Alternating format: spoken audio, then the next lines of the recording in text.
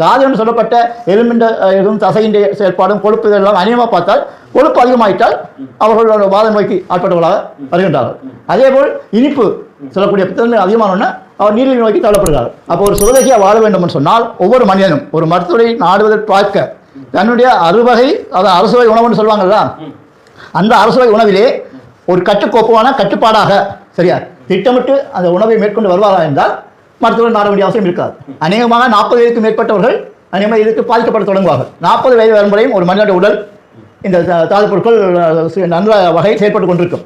40 வயதுக்கு மேலே போகும்பொழுது ஏதோ ஒரு தாது பொருள் கூடி அல்லது குறைந்து அந்த சூழல் வரும். அது வராமல் இருப்பதற்காக இந்த முன்னேற்பாடான நடவடிக்கைகள் செய்ய போனால் அந்த சுவைகளையும் உணர்ந்து சுவைகளை உருவாக்குகின்ற தாது பொருட்களையும் உணர்ந்தோம்னு சொன்னால் அந்த வகையில் திறம்பட ஒரு மனிதன் நோயற்ற வாழ்வை குறைவற்ற செல்வமாக வாழ்வதற்கு அமையும். அந்த நோயற்ற வாழ்வை உருவாக்குவதில் இந்த தாது பொருட்களுடைய செயற்பாடை சிந்திக்கின்றன.